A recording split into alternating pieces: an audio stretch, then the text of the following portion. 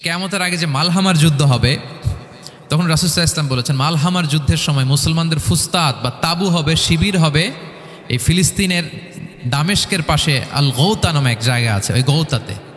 এবং ঈসা আলাইহিস সালাম এসে যে দাজ্জালকে হত্যা করবেন সেটাও ওই শামে। ফিলিস্তিনের বাবুল লুদ এখনও একটা জায়গা আছে, ওই জায়গাটার নাম এখনও বাবুল লুদ, ওখানে তিনি দাজ্জালকে হত্যা করবেন। এবং সেখানে একটা সাদা মিনারা আছে, ফেরেশতার পাখায় ভর করে ঈসা আলাইহিস সালাম তখন সেখানে নেমে আসবেন। ওই ফিলিস্তিনের ওই শাম দেশের ওই মিনারার পাশে তিনি এসে পৃথিবীতে তিনি নুজুল করবেন, নুজুল ঈসা আলাইহিস সালাম। তো তিন এবং জাইতুনের কসম করে বেসিকলি আল্লাহ তাআলা ঈসা আলাইহিস সালামের জন্মস্থানের কসম করেছেন। কারণ তিন এবং জাইতুন, ডুমুর এবং জলপাই, অলিভ কোন দেশে বেশি হয়? শাম দেশে। আওয়াজ করে বলেন কোন দেশে? বর্তমান ফিলিস্তিন এবং সিরিয়া, এবং ওই ভূখণ্ডে আল্লাহ নবী ঈসা আলাইহিস সালামের জন্মস্থান। তাহলে এই দুই ফলের কসম করে বেসিকলি আল্লাহ তাআলা ঈসা আলাইহিস সালামের জন্মস্থানের কসম করেছেন। ওনার প্রতি নাজিল হওয়া যে তাওরাত ইনজিল গ্রন্থ, এই রেভেলেশনের কসম করেছেন। আচ্ছা, এরপরে ওয়াতুরি সিনিন, সিনাই পর্বতের কসম। সিনাই পর্বত বা তুর পাহাড় হচ্ছে মিশরে অবস্থিত, আর মিশর হচ্ছে মুসা আলাইহিস সালামের জন্মস্থান। কার জন্মস্থান? মুসা আলাইহিস সালামের জন্মস্থান। তাহলে ওয়াতুরি সিনিন, তুর পাহাড়ের কসম বুঝিয়ে আল্লাহ তাআলা মূলত মুসা আলাইহিস সালামের জন্মস্থানের কসম করেছেন, যেখানে তাওরাত নাজিল হয়েছে। এরপরে ওয়াহাদাল বালাদিল আমিন, এ নিরাপদ শহর বলে আল্লাহ তাআলা মক্কা শহরকে বুঝিয়েছেন। আর মক্কা কার জন্মস্থান বলেন তো? মুহাম্মদুর রাসূলুল্লাহ সাল্লাল্লাহু আলাইহি ওয়াসাল্লাম, সাইয়্যিদুল মুরসালিন, খাতামুন নবিয়্যিন, রাহমাতাল লিল আলামিন, হাবিবুল্লাহ মুহাম্মদুর রাসূলুল্লাহ সাল্লাল্লাহু আলাইহি ওয়াসাল্লামের জন্মস্থান। তাহলে এই চারটা আয়াতে, চারটা শপথের মধ্য দিয়ে মূলত আল্লাহ তাআলা ঈসা আলাইহিস সালামের জন্মস্থান, মুসা আলাইহিস সালামের জন্মস্থান এবং মুহাম্মদ সাল্লাল্লাহু আলাইহি ওয়াসাল্লামের জন্মস্থান, যেই তিনটা এলাকায়, ভূখণ্ডে তিনটা মেজর ওহী নাজিল হয়েছে। এক তো ঈসা আলাইহিস সালামের কাছে নাজিল হয়েছে ইনজিল কিতাব, আর একটা হচ্ছে তাওরাত। তাওরাত এমন কিতাব যে কিতাব দিয়ে হাজার হাজার নবীরা ফয়সালা করেছেন। বনি ইসরাইলের অনেক নবীর উপর কোনো কিতাব নাজিল হয়নি, তার মানে তারা রসুল ছিলেন না, তারা নবী। তারা সব কিছু তাওরাত দিয়েই ফয়সালা করতেন। আর রাসূল সাল্লাল্লাহু আলাইহি ওয়াসাল্লামের উপর কোরআন নাজিল হয়েছে। তার মানে প্রথম চারটি শপথ দিয়ে বেসিকলি ইনজিলের শপথ, তাওরাতের শপথ এবং কোরআনের শপথ। বুঝতে পেরেছেন সবাই? শুরুতেই সূরাতুত তিনের কয়েকটা আয়াত তেলাওয়াত করেছে। এটা কালামুল্লাহ মাজিদের 95 নম্বর সূরা। এই সূরাটা মক্কাতুল মুকাররমাতে নাজিল হয়েছে। এই সূরার আয়াত সংখ্যা 8টা। এই সূরার শুরুতে আল্লাহ তাআলা 4টা কসম করেছেন, ওয়াত-তিনি ওয়াজ-জাইতুনি ওয়া-তুরি সিনিনা ওয়া হাযাল বালাদিল আমিন। ওয়াত-তিন, তিনের কসম, ওয়াজ-জাইতুন, জাইতুনের কসম, ওয়া-তুরি সিনিন, সিনাই পর্বতের কসম, ওয়া হাযাল বালাদিল আমিন, আর নিরাপদ শহরের কসম। তো 4টা শপথ করেছেন বা আল্লাহ তাআলা কসম করেছেন। কসম দিয়ে আল্লাহ তাআলা কোরআনের অনেক সূরা শুরু করেছেন। যেমন একটা সূরায় আল্লাহ ফজরের সময়ের কসম করেছেন, আল্লাহ বলেছেন ওয়াল ফজর। আল্লাহ আকাশের কসম করেছেন ওয়াস সামা ইযাতিল বুরুজ। আল্লাহ তাআলা সূর্যের কসম করেছেন ওয়াশ শামসি ওয়া দুহাহা। এভাবে আল্লাহ তাআলা তার সৃষ্টির অনেক কিছুর কসম করে গুরুত্বপূর্ণ কোনো মেসেজ বা বার্তা আমাদের সামনে হাজির করেন। তো এই সূরাতে আল্লাহ তাআলা 4টা জিনিসের কসম করে একটা খুবই গুরুত্বপূর্ণ বার্তা মানব মণ্ডলীর জন্য এই সূরাতে তিনি হাজির করেছেন। এই সূরাটা আমাদের অনেকেরই মুখস্থ আলহামদুলিল্লাহ, এবং আল্লাহ রাসূল সাল্লাল্লাহু আলাইহি ওয়াসাল্লাম প্রায় বিভিন্ন নামাজে এই সূরাটা তেলাওয়াত করতেন। বারা ইবনে আযিব রাদিয়াল্লাহু তাআলা আনহু উনি বর্ণনা করেন যে আমি একবার এশার সালাতে আল্লাহ রাসূল সাল্লাল্লাহু আলাইহি ওয়াসাল্লামের কণ্ঠে নামাজে সূরা 3 তিনি তেলাওয়াত করেছেন, আমি নিজ কানে শুনেছি। এবং ওনার কণ্ঠ যে এত মধুর ছিল, আমার জীবনে এত সুমধুর কণ্ঠের তেলাওয়াত আমি শুনি নাই। আল্লাহর হাবিব সাল্লাল্লাহু আলাইহি ওয়াসাল্লামের কোরআন তেলাওয়াতের যে কণ্ঠ এত সুমিষ্ট ছিল, এত চমৎকার ছিল, শুধু তেলাওয়াত শুনেই অনেকে শাহাদা পড়ে মুসলমান হয়েছে। আবু জাহেল মক্কা নিষেধ করতো যে কেউ যাবা না মুহাম্মদের কাছে, সে পাগল, সে গণক, সে মিথ্যাবাদী, সে জাদুকর, সে স্বামী স্ত্রীর মধ্যে বিচ্ছিন্নতা নিয়ে আসে, সে বাবা ছেলেকে আলাদা করে দেয়, তার কাছেই যাবা না। আর সে যা বলে শুনবাই না, কানে আঙ্গুল দিয়ে রাখবা। তো মানুষকে যেটা নিষেধ করা হয় বেশি, মানুষের ওইটার ব্যাপারে আগ্রহ থাকে বেশি। সে যত নিষেধ করতো মানুষ আরো বেশি বেশি যেয়ে শুনতো। মানুষকে সে কি বারণ করবে? সে দিনের বেলা নিষেধ করতো, রাতে যে লুকিয়ে লুকিয়ে নিজেই তেলাওয়াত শুনতো। তাহলে চিন্তা করেন যে আল্লাহর হাবিব সাল্লাল্লাহু আলাইহি ওয়াসাল্লামের কোরআনিক রেসিটেশন কত চমৎকার মেলোডিয়াস ভয়েস হলে স্বয়ং আবু জাহাল রাত্রিবেলা লুকিয়ে লুকিয়ে কোরআন তেলাওয়াত শুনতে যেত আল্লাহর হাবিব সাল্লাল্লাহু আলাইহি ওয়াসাল্লামের কণ্ঠে। তো রাসূল সাল্লাল্লাহু আলাইহি ওয়াসাল্লাম সূরাতুত 3টা এশার সালাতে তিনি তেলাওয়াত করেছেন, এই মর্মে হাদিসে পাওয়া যায়। এবং এই সূরাটা একটা ফলের নামে সূরা। তিন একটা ফল, আরব বিশ্বে খুব বেশি হয়। তিন ফল, আমরা বাংলাদেশে ডুমুর বলি, ইংরেজিতে ফিগ বলে, ফিগ ট্রি। তো ফলের নামে বেসিকলি আল্লাহ তাআলা এই সূরাটাকে, এই চ্যাপ্টারটাকে ডেডিকেট করেছেন। আমরা সূরাকে ইংরেজিতে চ্যাপ্টার বলি। কোরআনে 114টা চ্যাপ্টার, এর মধ্যে এই সূরাটা হচ্ছে ফলের নামে ডেডিকেটেড। বিভিন্ন নামে খুব ইনক্লুসিভ হয়েতে আল্লাহ তাআলা কোরআনে সূরাগুলো দিয়েছেন। কোরআনে আপনি প্রাণীর নামে সূরা পাবেন, প্রাণী। মানুষের নামে সূরা পাবেন। মানুষের মধ্যে তিন ভাগ, মুমিন, তারপর কাফির, এরপর মুনাফিক। প্রত্যেকের নামে সূরা। সূরাতুল মুমিনুন আছে, সূরাতুল কাফিরুন আছে, আবার সূরাতুল মুনাফিকুন আছে। আমাদের দৃশ্য জগতের সবচেয়ে বড় প্রাণীটা হচ্ছে হাতি, তাই না? এই হাতির নামে একটা সূরা আছে। বলেন তো ওই সূরার নাম কি? সূরা ফিল। তারপর আমরা যে দেখি আমাদের দৃশ্য জগতের সবচেয়ে ছোট প্রাণী হচ্ছে পিঁপড়া। পিঁপড়া নামে একটা সূরা আছে, সূরা আন-নামল। আন-নামল মানে পিঁপড়ার সূরা। মাকড়সার নামে সূরা আছে, সূরাতুল আনকাবুত। তারপর গোষ্ঠীর নামে সূরা আছে, সূরাতু আলে ইমরান। বংশের নামে সূরা আছে, সূরাতু কুরাইশ, কুরাইশ বংশের নামে সূরা। এইভাবে খুব ইনক্লুসিভ হয়েতে এমন কিছু নাই যে আল্লাহ তাআলা উল্লেখ করেন নাই। মা ফাররাতনা ফিল কিতাবি মিন শাই, উল্লেখ করে নাই কোরআনে এমন কিছু নাই, সব কিছু আল্লাহ তাআলা উল্লেখ করেছেন। তো এই সূরাটা হচ্ছে একটা ফলের নামে। ফলটার নাম হচ্ছে তিন ফল। আল্লাহ তাআলা বলছেন ওয়াত-তিন, তিনের শপথ। আমি একবার সরল বঙ্গানুবাদ করি, এরপর আমি তাফসিরে ঢুকি। তিনের শপথ। ওয়াজ-জাইতুন, জাইতুনের শপথ। ওয়াতুরি সিনিন, সিনাই পর্বতের শপথ। ওয়াহাদাল বালাদিল আমিন, এই নিরাপদ শহরের শপথ। লাকাদ খালাকনাল ইনসানা ফি আহসানি তাকওয়িম, নিশ্চয় আমি মানুষকে খুব চমৎকার সুন্দর অবয়বে সৃষ্টি করেছি। সুম্মা রাদাদনাহু আসফালা সাফিলিন, এরপরে তাকে আবার নিচু থেকে নিচুর দিকে নামিয়ে দিয়েছি। ইল্লাল্লাযীনা আমানু ওয়া আমিলুস সলিহাত, তবে তারা ছাড়া যারা ঈমান এনেছে এবং সৎকর্ম করেছে। ফালাহুম আজরুন গায়রু মামনুন, তাদের জন্য আছে অফুরন্ত পুরস্কার। ফামা ইউকাযযিবুকা বা'দু বিদ্দিন, এগুলো জানার পরও কিসে তোমাকে দিন অস্বীকারের ব্যাপারে উদ্বুদ্ধ করলো? আলাইসাল্লাহু বিআহকামিল হাকিমিন, আল্লাহ তাআলা কি শ্রেষ্ঠ বিচারক নন? সাদাকাল্লাহুল আযীম। এই হচ্ছে এই সূরাটির সরল অনুবাদ। এবার আমরা তাফসিরে ঢুকি।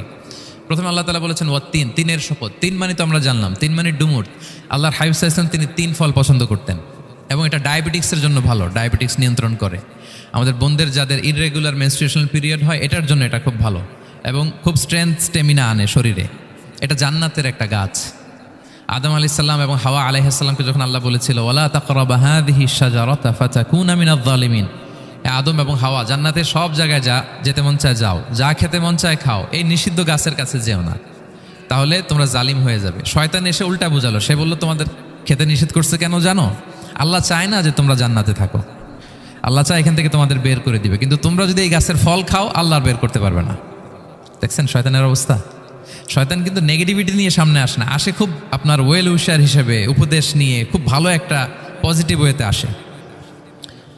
তো ওনারা খেয়ে ফেললেন এই নিষিদ্ধ গাছের ফল। খাওয়ার ফলে আদম আলাইহিস সালাম, হাওয়া আলাইহিস সালাম, ওনাদের গা থেকে জান্নাতের পোশাকগুলো ঝরে পড়ে গেল। এখন কি দিয়ে ওনারা ওনাদের প্রাইভেটকে ঢাকবেন? তখন ওনারা তাফসির ফি জিলালিল কোরআনে এসেছে যে ওনারা এই তিন গাছের পাতা নিয়ে নিজেদের প্রাইভেট ঢেকেছিলেন। সুবহানাল্লাহ। সেই তিন ফলের কসম আল্লাহ করলেন, ওয়াত-তিন, তিনের শপথ। এরপর আল্লাহ তাআলা বললেন ওয়াজ-জাইতুন, জাইতুনের শপথ। জাইতুন মানে হচ্ছে জলপাই।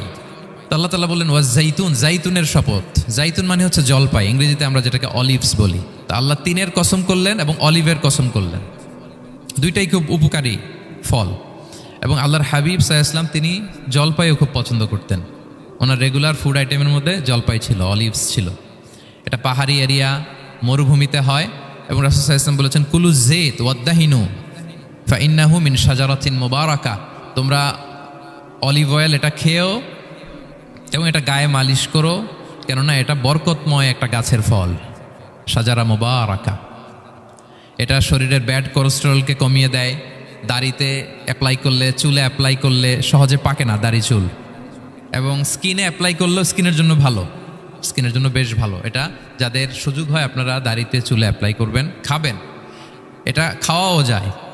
তাম্বুতু বিদ্দুহনি ওয়াসিবগিল লিল আখিলিন, কোরআনে এসেছে। এটা অয়েল হিসেবে ইউজ করে, আবার খাবার হিসেবেও ইউজ করা যায়। সালাদ ড্রেসিংয়ের ক্ষেত্রে কিন্তু অলিভ অয়েল আমরা ইউজ করি। ইদানিং পিজাতে খুব ইউজ করা হয় অলিভ, জলপাইটা।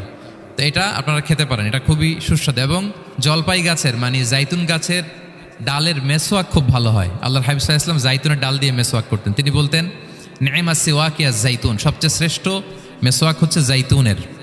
মিনাশ শাজারাতিল মুবারাকা, কারণ এটা বরকতময় গাছের ডালা। এবং ফাইন্নাহু সিওয়াকি ওয়া সিওয়াকুল আম্বিয়া মিন ক্বাবলি, এই জাইতুনের ডাল দিয়ে আমিও যেমনি মেসওয়াক করি, আমার আগে যত নবী পৃথিবীতে এসেছে সবাই জাইতুনের ডাল দিয়ে মেসওয়াক করত। আল্লাহ বলেন ওয়াতিনি ওয়াজ জাইতুন, তিনের শপথ আর জাইতুনের শপথ।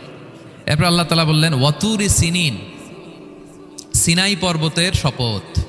প্রথমে দুইটা ফলের শপথ করলেন, এবার একটা পাহাড়ের শপথ করতেছেন। আপনারা কি তুর পাহাড়ের নাম শুনেছেন? হ্যাঁ, শুনেছেন। এই সিনাই পর্বত দ্বারা তুর পাহাড় উদ্দেশ্য। এটা মিশরের একটা পাহাড়, অনেক উঁচু, 2285 মিটার উঁচু।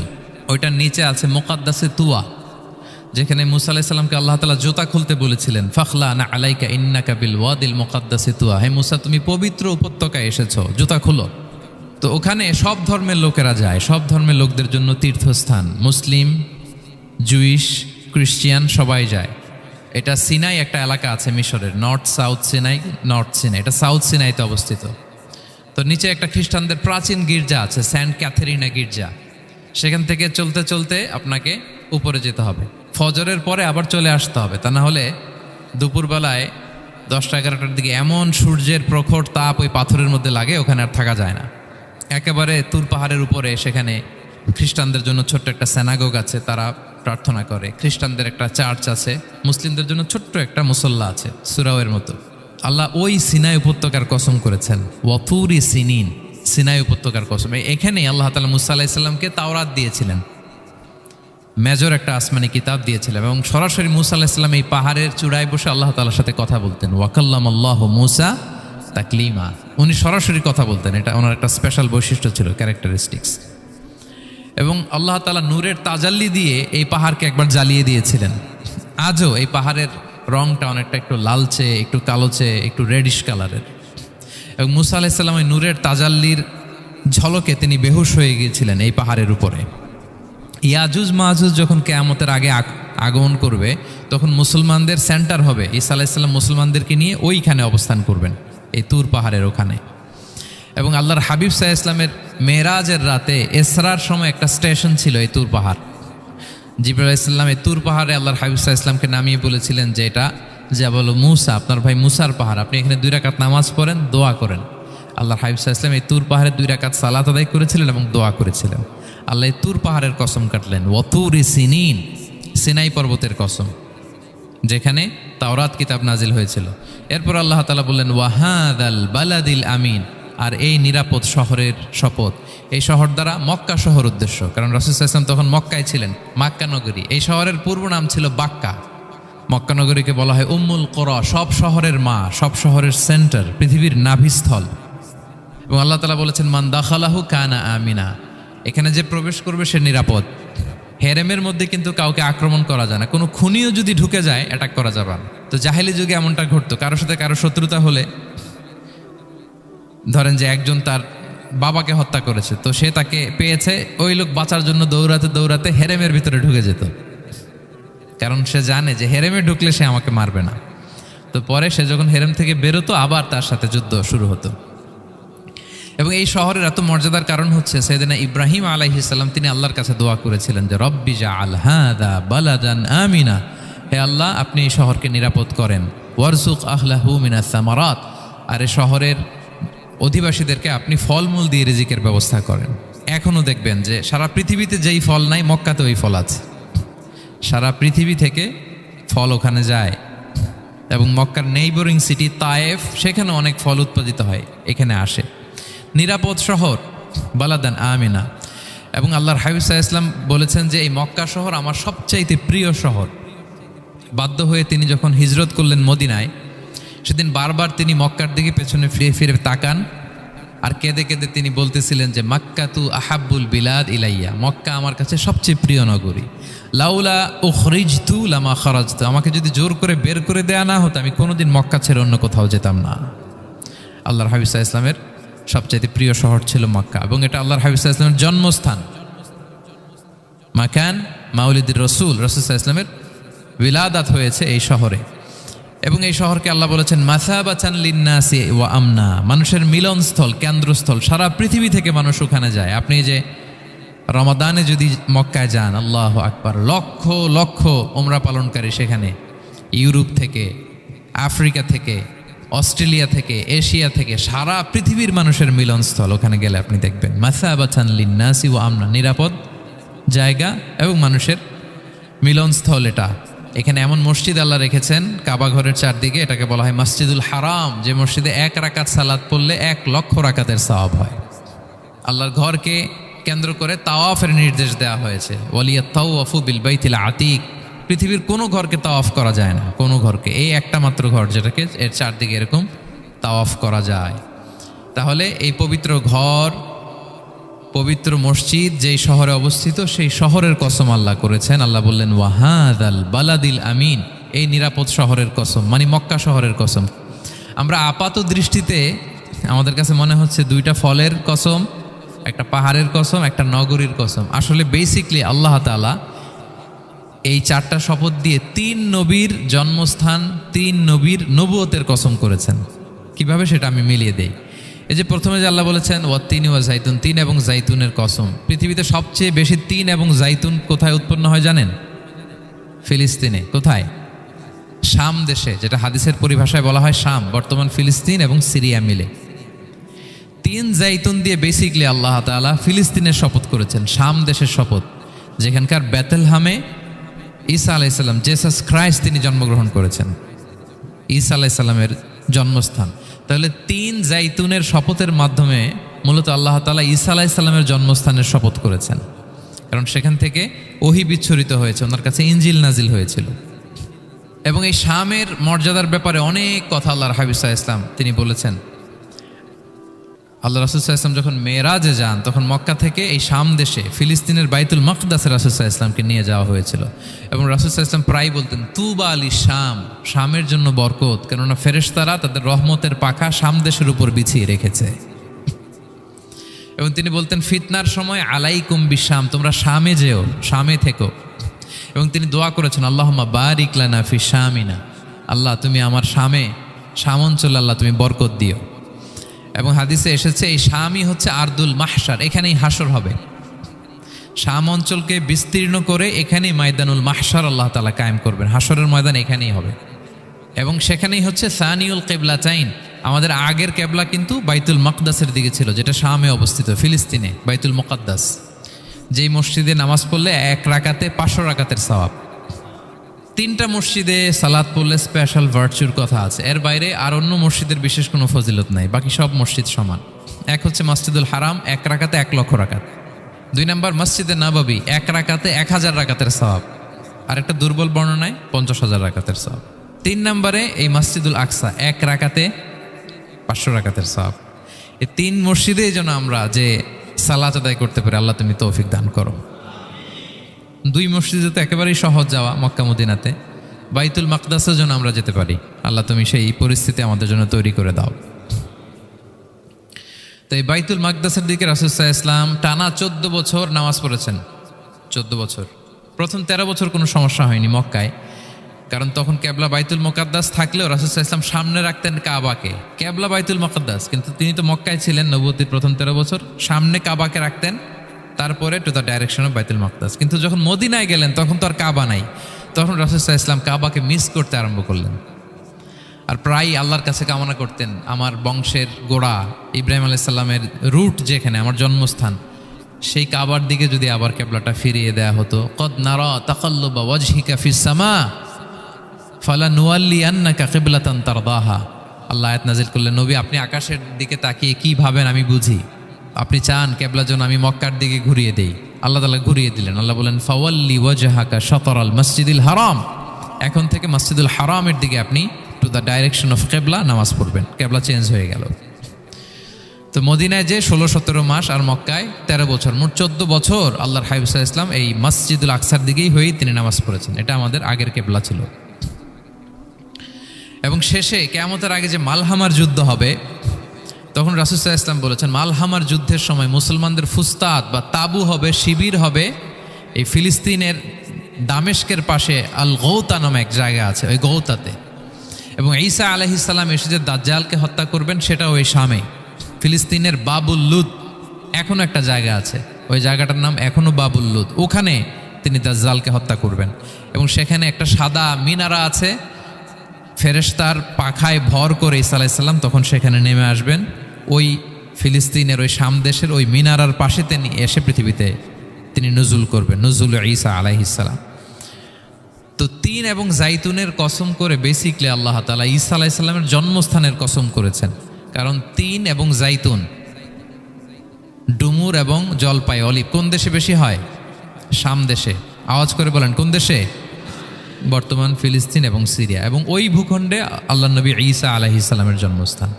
তাহলে এই দুই ফলের কসম করে বেসিকলি আল্লাহ তাআলা ঈসা আলাইহিস সালামের জন্মস্থানের কসম করেছেন। ওনার প্রতি নাজিল হওয়া যে তাওরাত ইনজিল গ্রন্থ, এই রেভেলেশনের কসম করেছেন। আচ্ছা, এরপরে ওয়াতুর সিনিন, সিনাই পর্বতের কসম। সিনাই পর্বত বা তুর পাহাড় হচ্ছে মিশরে অবস্থিত, আর মিশর হচ্ছে মুসা আলাইহিস সালামের জন্মস্থান। কার জন্মস্থান? মুসা আলাইহিস সালামের জন্মস্থান। তাহলে ওয়াতুর সিনিন, তুর পাহাড়ের কসম বুঝিয়ে আল্লাহ তাআলা মূলত মুসা আলাইহিস সালামের জন্মস্থানের কসম করেছেন, যেখানে তাওরাত নাজিল হয়েছে। এরপরে ওয়াহাদাল বালাদিল আমিন, এ নিরাপদ শহর বলে আল্লাহ তাআলা মক্কা শহরকে বুঝিয়েছেন। আর মক্কা কার জন্মস্থান বলেন তো? মুহাম্মদুর রাসূলুল্লাহ সাল্লাল্লাহু আলাইহি ওয়াসাল্লাম, সাইয়্যিদুল মুরসালিন, খাতামুন নবিয়্যিন, রাহমাতাল লিল আলামিন, হাবিবুল্লাহ মুহাম্মদুর রাসূলুল্লাহ সাল্লাল্লাহু আলাইহি ওয়াসাল্লামের জন্মস্থান। তাহলে এই চারটা আয়াতে, চারটা শপথের মধ্য দিয়ে মূলত আল্লাহ তাআলা ঈসা আলাইহিস সালামের জন্মস্থান, মুসা আলাইহিস সালামের জন্মস্থান এবং মুহাম্মদ সাল্লাল্লাহু আলাইহি ওয়াসাল্লামের জন্মস্থান, যেই তিনটা এলাকায়, ভূখণ্ডে তিনটা মেজর ওহী নাজিল হয়েছে। এক তো ঈসা আলাইহিস সালামের কাছে নাজিল হয়েছে ইনজিল কিতাব, আরেকটা হচ্ছে তাওরাত। তাওরাত এমন কিতাব যে কিতাব দিয়ে হাজার হাজার নবীরা ফয়সালা করেছেন। বনি ইসরাইলের অনেক নবীর উপর কোনো কিতাব নাজিল হয়নি, তার মানে তারা রসুল ছিলেন না, তারা নবী।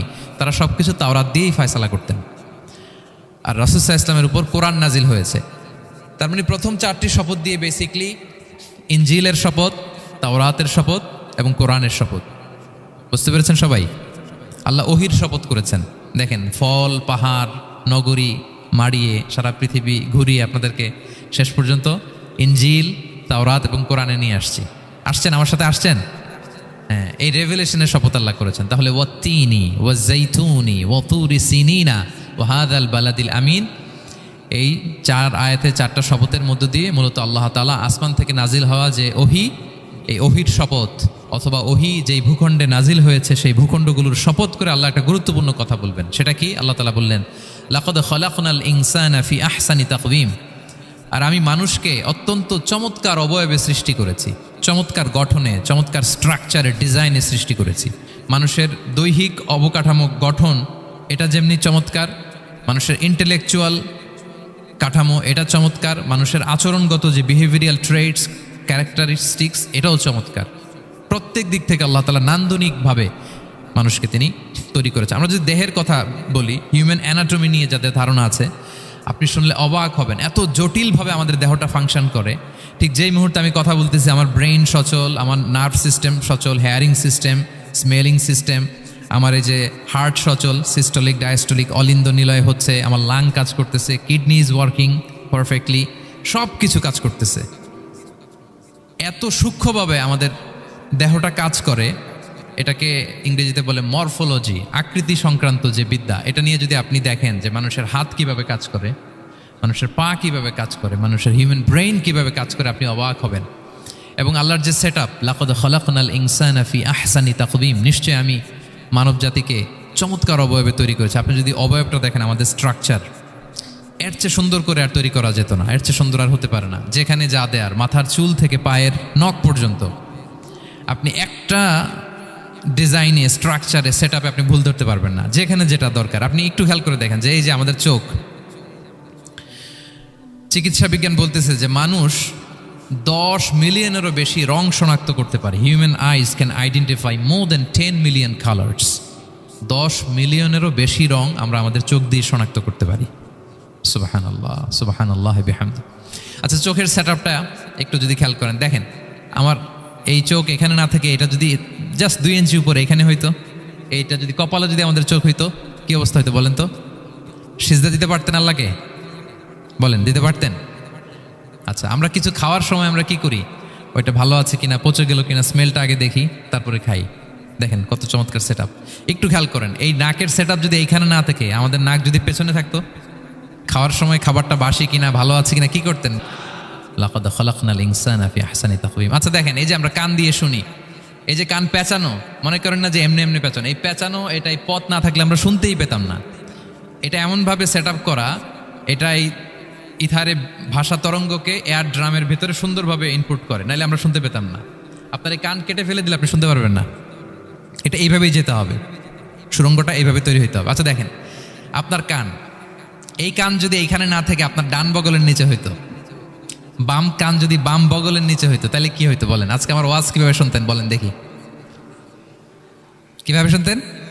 বুদ্ধি আছে বলে যে হুজুর এইভাবে শুনতাম। সুবহানাল্লাহ, সুবহানাল্লাহ। লাকাদ খালাকনাল ইনসানা ফি আহসানি তাকওয়িম। আমি মানুষকে সবচেয়ে সুন্দর সর্বোত্তম গঠনে তৈরি করেছি। দেখেন, কান দুটো ওইখানে থাকলে কথা শুনতে হইলে হাত উঁচু করে রাখা লাগতো। আল্লাহ, আপনি একটা একটা অঙ্গ দেখেন, ঠিক যেখানে যেটা যেভাবে সেট করা দরকার, আল্লাহ তাআলা দয়া করে অনুগ্রহ করে ঠিক সেভাবে তিনি সেট করেছেন। আমাদের চেহারার মধ্যে দেখেন এক একজনের এক এক রং। ওয়াখতিলাফু আলসিনাতিকুম ওয়া আলওয়ানিকুম ইন্না ফি যালিকা লাআয়াতুন লিল আলিমিন। আল্লাহ বলেন, তোমাদের ভাষার ভিন্নতা দিয়েছি, তোমাদের গায়ের রঙের ভিন্নতা, একজনের চেহারার সাথে আরেকজনের মিল নাই, একজনের ফিঙ্গারপ্রিন্টের সাথে। আয়াহসাবুল ইনসানু আল্লান নাজমাআ ইযামা বালা কাদিরিনা আলা আন নুসাউইয়া বানানা। মানুষ ভেবেছে সে মারা গেলে তাকে আমি তার অস্থি, মজ্জা, হাড়, গোশত, চামড়া জোড়া লাগাতে পারবো না। আরে তার আঙ্গুলির অগ্রভাগ পর্যন্ত আমি সুবিন্যস্ত করে আমার কাছে রেখে দিয়েছি। ফিঙ্গারপ্রিন্ট, আমাদের ফিঙ্গারপ্রিন্টগুলো আল্লাহর কাছে সংরক্ষিত। একজনের ফিঙ্গারপ্রিন্টের সাথে আরেকজনেরটা মেলে না। এই যে আমার 10 আঙ্গুলে 10টা ফিঙ্গারপ্রিন্ট, পায়েরগুলো হচ্ছে ফুটপ্রিন্ট, একটার সাথে আরেকটা মিলে? আমার এটার সাথে এটা মিলবে বলেন? আমার সাথে আপনারটা মিলবে? বর্তমানে পৃথিবীতে কত কোটি মানুষের বসবাস বলেন?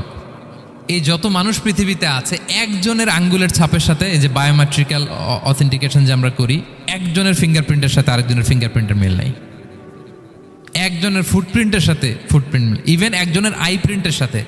আমাকে একজন ওনার হসপিটালে নিয়ে গেল ঢাকায়, তো উনি ওনার দরজা খুলতেছে আই প্রিন্ট দিয়ে, মানে উনি না গেলে খুলে না। উনি আর ওনার খুব কাছের স্টাফ, এটা গুরুত্বপূর্ণ একটা অফিস। তো উনি চোখ দিল, আই প্রিন্ট নিল, এরপরে দরজা খুলে যাচ্ছে। দেখেন, একজনের আই প্রিন্টের সাথে আরেকটা আই প্রিন্ট মেলে না। সুবহানাল্লাহ। প্রিয় ভাইরা, একজনের ফিঙ্গারপ্রিন্টের সাথে আরেকজনের ফিঙ্গারপ্রিন্টের কোনো মিল আছে পৃথিবীতে? ফুটপ্রিন্টের সাথে, আই প্রিন্টের সাথে? কারণ ডিজাইনারটা কে বলেন তো? হুয়াল্লাযী ইউসাউবিরুকুম ফিল আরহামি কাইফা ইয়াশা।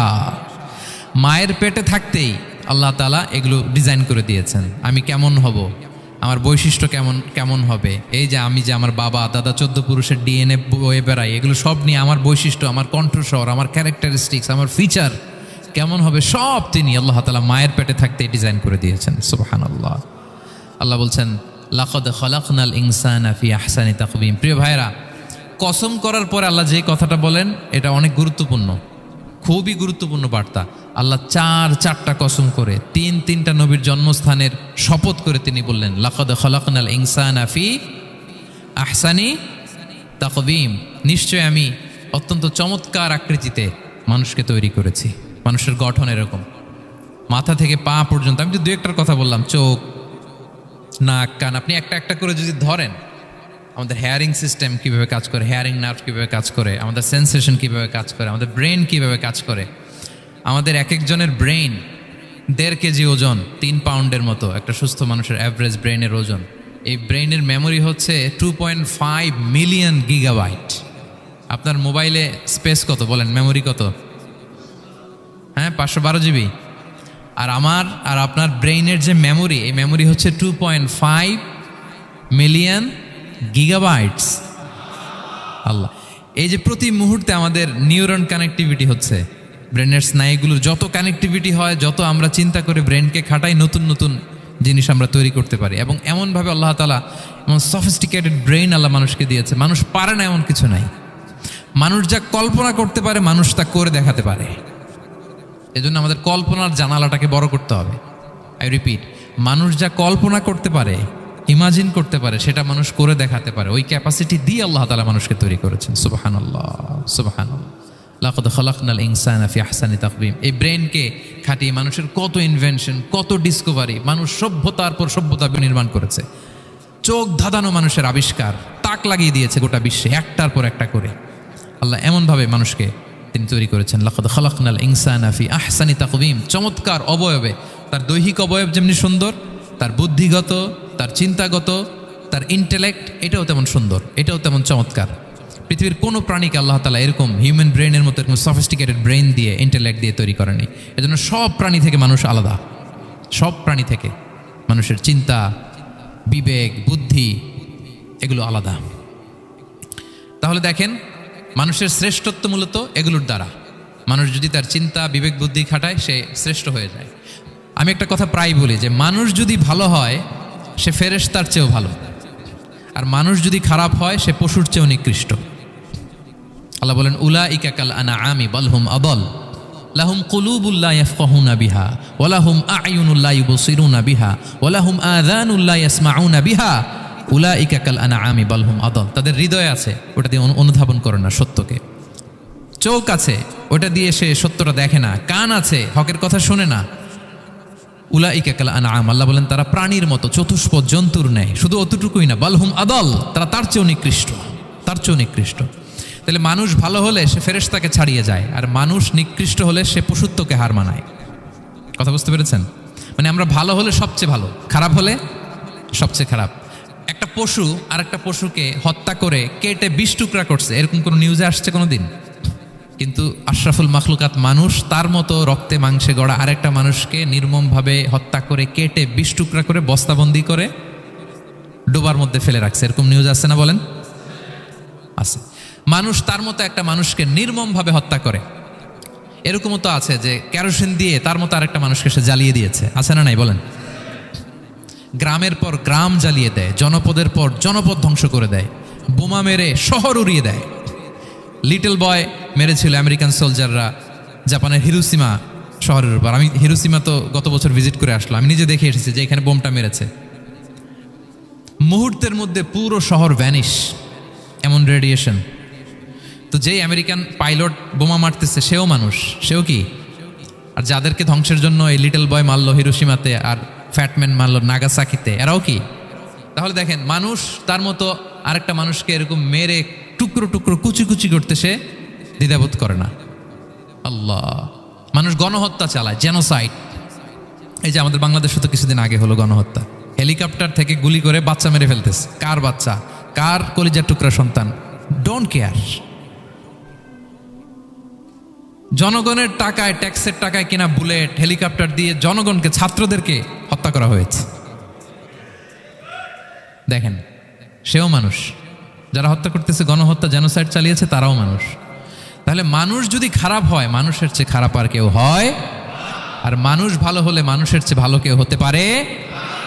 মানুষ এমন জায়গায় যেতে পারে যেখানে ফেরেশতারাও যেতে পারে না। জিবরাইল ইসলামের যাওয়ার সীমানা যেখানে শেষ, মুহাম্মদ সাল্লাল্লাহু আলাইহি ওয়াসাল্লামের ঊর্ধ্ব জগতের কাহিনী সেখান থেকে শুরু। আল্লাহু আকবার। তাহলে মানুষ ভালো হলে ফেরেশতাকে ছাড়ায়, মানুষ খারাপ হলে পশুত্বকে হার মানায়। So the decision is yours. রাস্তা দুইটা, আপনি কোন দিকে যাবেন? আপনি কি ডান দিকে জান্নাতের পথে যাবেন নাকি বাঁ দিকে জাহান্নামের পথে যাবেন? সিদ্ধান্ত আপনার। আল্লাহ তাআলা বললেন, লাকাদ খালাকনাল ইনসানা ফি আহসানি তাকওয়িম, আমি মানুষকে চমৎকার আকৃতিতে তৈরি করেছি। হাতের মেকানিজম কি, পায়ের মেকানিজম কি, আমার চেয়ে আপনারাও ভালো জানেন। এগুলো ঘন্টার পর ঘন্টা আপনি বলতে পারবেন যে কেমনভাবে আল্লাহ তাআলা তৈরি করেছেন। আল্লাহ বলেন, মানুষকে আমি অত্যন্ত চমৎকার আকৃতি দিয়ে তৈরি করেছি। তার সৃষ্টিগত কাঠামো, তার বুদ্ধিবৃত্তিক কাঠামো, তার চিন্তাগত কাঠামো, তার আচরণগত কাঠামো, তার নৈতিকতায় তাকে এমন উচ্চ মর্যাদার আসন আমি দিয়েছি, এটা যদি সে অ্যাচিভ করে, বিলং করে, তাহলে তার চেয়ে শ্রেষ্ঠ কেউ আর হতে পারে। কিন্তু আল্লাহর দেয়া এই ক্যাপাসিটিগুলো, এই নেয়ামাগুলো যদি সে অ্যাকসেপ্ট না করে, সে যদি পশুত্বের পথে হাঁটে, সে যদি শয়তানের দেখানো পথে হাঁটে, তাহলে সে এত নিচে যাবে, অন্য কেউ আর এত নিচে যেতে পারে না। মানুষ যত নিচে যেতে পারে, ফেরেশতারাও অত নিচে যেতে পারবে না, জিন জাতিও পারবে না, কোনো প্রাণীর পক্ষে যাওয়া সম্ভব না। তাহলে মানুষকে আল্লাহ তাআলা এমন সফিস্টিকেটেড ওয়েতে তৈরি করেছেন, চাইলে সে সবার উপরে যেতে পারে। আবার চাইলে আল্লাহর দেয়া নেয়ামতগুলোকে যদি সে ভিন্ন খাতে প্রবাহিত করে, সে সবচেয়ে নিকৃষ্ট হতে পারে। সেটাই আল্লাহ বললেন, সুম্মা রাদাদনাহু আসফালা সাফিলিন, এরপরে তাকে আমি হীন থেকে হীনতর করেছি, নিচ থেকে আরো নিচে নিয়েছি। সে যখন ঈমান আনে না, সে যখন সৎকর্ম করে না, সে যখন আল্লাহর শেখানো, আল্লাহর দেখানো রাস্তায় সে চলে না, সে যখন তার নফসের কথা শুনে, সে যখন তার প্রবৃত্তির গোলাম সাজে, সে সবচেয়ে নিকৃষ্ট হয়। আসফালা সাফিলিন মানে একেবারে নিচে, এর নিচে আর নাই। আল্লাহ বলেছেন ইন্নাল মুনাফিকিনা ফিদ-দারকিল আসফালি মিনান নার। সেখানে আল্লাহ আসফাল বলেছেন। মুনাফিকরা জাহান্নামের একেবারে তলদেশে থাকবে। তাই মানুষ যদি ঈমান আর সৎকর্মের বলে বলিয়ান না হয়, সে এত খারাপ হয়, কেউ এত নিচে যেতে পারে না। বলেন, মানুষ যত নিচে যেতে পারে, জিন তত নিচে যেতে পারবে? ফেরেশতারা পারবে না। আর মানুষ যত উপরে যেতে পারে, ফেরেশতারা এত উপরে যেতে পারবে না। সো দুইটারই সুযোগ আপনার আছে। সুম্মা রাদাদনাহু আসফালা সাফিলিনের দুইটা ব্যাখ্যা। কোনো মুফাসসির বলেছেন যৌবনের পর, যৌবনে থাকে শক্তিশালী, বার্ধক্যের সময় যখন সে নুয়ে যায়, ছোট হয়, সে একেবারে দুর্বল হয়ে যায়, সেটা বোঝানো হয়েছে। আর অন্যান্য মুফাসসিরিন একরাম বলেছেন না, আল্লাহর দেওয়া এই নেমা ক্যাপাসিটি যখন সে সঠিক পথে কাজে লাগায় না, সে যখন প্রবৃত্তির অনুসরণ করে, সে তখন এত খারাপ হয়, এত নিচ থেকে নিচুতর হয়, এত হীন থেকে হীনতর হয়, তার চেয়ে হীনতর আর কেউ তখন হতে পারে না।